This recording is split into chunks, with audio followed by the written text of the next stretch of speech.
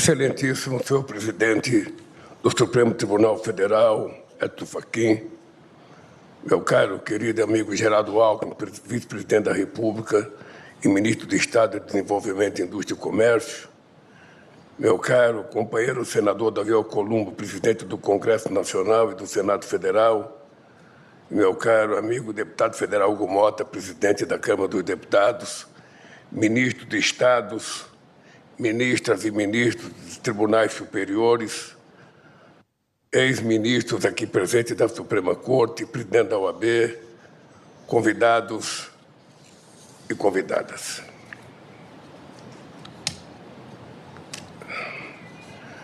Tenho a honra de participar desta sessão solene em um momento que ultrapassa o simbolismo do calendário. Um momento para reafirmar o compromisso das instituições brasileiras com a Constituição, a democracia e a soberania do Brasil. Compareço a essa solenidade com um sentimento distinto daquele que marcou minha presença nesta casa em 2023. Naquela ocasião, o Brasil ainda estava profundamente ferido pelo ataque frontal às instituições democráticas. Um ataque que tentou, sem sucesso, subverter a vontade soberana do povo brasileiro e romper a ordem constitucional. Hoje, participo desta celebração republicana com a confiança e a esperança renovadas. Confiança porque as instituições cumpriram seu papel. Esperança porque o Brasil demonstrou, mais uma vez, que é muito maior do que quaisquer golpistas ou traidores da pátria. Nesses últimos anos, o Judiciário tem sido o guardião da Constituição, do Estado Democrático de Direito e da soberania do voto popular. O Supremo Tribunal Federal não buscou protagonismo, muito menos tomou para si atribuições de outros poderes. Agiu no estrito cumprimento de sua responsabilidade institucional. Defendeu a Constituição, garantiu a integridade do processo eleitoral e protegeu a liberdade do voto. Por agirem de acordo com as leis, ministras e ministros desta Suprema Corte enfrentaram toda sorte de pressões e até ameaças de morte. Mesmo assim, não fugiram de seu compromisso constitucional e reafirmaram que, no Brasil, divergências políticas se resolvem pelas urnas, pelo diálogo institucional e pelas leis. Senhor presidente, senhoras e senhoras, a Constituição não é apenas um pacto jurídico, ela é um pacto civilizatório. Exige o diálogo permanente entre executivo, legislativo e judiciário. Exige respeito mútuo e compromisso com o interesse público. O povo brasileiro não quer conflito entre instituições, quer estabilidade, justiça social e oportunidades. Quer um Estado que garanta seus direitos e que seja capaz de enfrentar os grandes desafios do nosso tempo. Em 2025, enfrentamos ataques externos à nossa soberania e nos mantivemos firmes. O Brasil respondeu com altivez, com base no direito internacional, com a força de suas instituições e, sobretudo, com a legitimidade conferida pelo povo. Reafirmamos que nenhuma nação se constrói sob tutela e que a democracia brasileira não se curva às pressões e intimidações de quem quer que seja. A ação penal 2668 representa um marco institucional histórico no nosso país.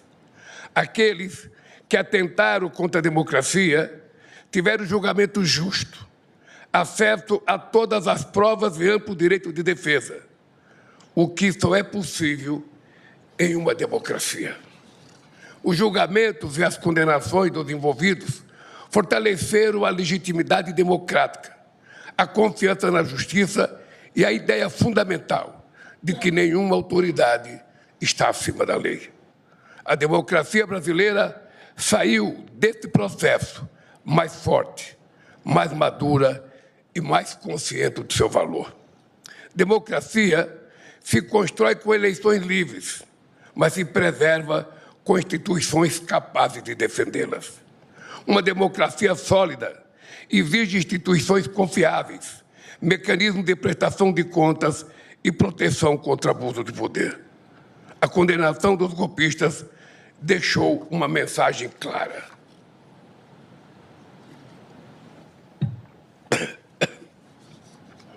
Os responsáveis por qualquer futura tentativa de ruptura democrática serão punidos outra vez com o rigor da lei. Deixou também uma lição. A democracia não é uma fortaleza inexpugnável, imune aos ataques de quem queira destruí-la. A democracia não está pronta, ela está em permanente construção. E sua manutenção exige de cada uma e de cada um de nós compromisso e coragem.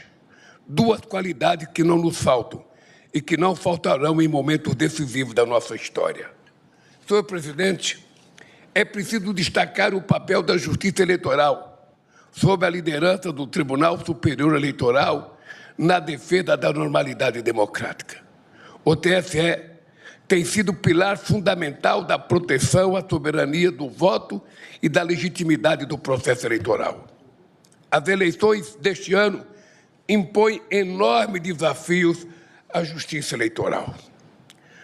Abuso de poder econômico, manipulação da opinião pública por meio do disparo criminoso de fake news, uso indevido dos recursos dos algoritmos das plataformas digitais, contratação de influenciadores em redes digitais para atacar adversários, utilização de inteligência artificial para falsificar fotografias, áudios e vídeos de qualquer pessoa, produzindo realidades paralelas, dentre outras novas armadilhas. É preciso garantir que a justiça brasileira possa fazer frente às transformações que se impõem de maneira tão veloz e sorrateira. Democracias ao redor do mundo enfrentam frequentes tentativas de manipulação da opinião pública com o uso de novas tecnologias. E uma mentira, repetida 1000 vezes, tem o poder de influir os resultados eleitorais. A pirataria eleitoral é um fenômeno mundial e o Brasil precisa estar preparado. A Justiça Eleitoral deve ser capaz de agir com rigor, velocidade e precisão. Deve contar com modernas ferramentas tecnológicas para que a vontade popular prevaleça. Este é o desafio que se impõe não apenas à justiça eleitoral, mas à própria democracia. Um desafio que precisa ser compartilhado entre governos, instituições públicas, plataformas digitais e meios de comunicação. Cada qual com a sua parcela de responsabilidade na construção de um ambiente digital ético, plural e comprometido com os direitos fundamentais. A independência do Poder Judiciário permanece como condição indispensável para esse equilíbrio. Independência que não significa isolamento, mas sim convivência institucional harmoniosa. Convivência baseada no respeito recíproco e no diálogo entre os poderes, como determina a nossa Constituição. Senhor presidente, senhoras e senhores ministros e ministras, nosso governo tem se pautado pela defesa aguerrida das instituições democráticas, pelo diálogo permanente com o STF e o Conselho Nacional de Justiça, pela construção de uma agenda que concretiza os compromissos assumidos perante a nação, a exemplo da segurança pública. O Ministério da Justiça e da Segurança Pública tem avançado no enfrentamento do crime organizado, sempre com ações integradas em cooperação com governos estaduais, sem perguntar qual o partido ou a ideologia do governador. Com a Operação Carbono Oculto, o Poder Judiciário, a Polícia Federal e a Receita Federal chegaram aos mandantes do crime organizado. Magnata do crime, que vivem no andar de cima, que não estão nas comunidades, e sim em algum dos endereços mais nobres no Brasil e no exterior. Não importa onde os criminosos estejam, não importa o tamanho de suas contas bancárias. A Polícia Federal está aprofundando as investigações e todos, sem distinção, pagarão pelos crimes que cometeram. Senhor presidente, senhoras ministras e senhores ministros, assim como aconteceu no 8 de janeiro, Executivo, Legislativo e Judiciário se unem novamente por uma causa da mais extrema gravidade. Dados oficiais mostram que, em média, 4 mulheres são assassinadas por dia no Brasil.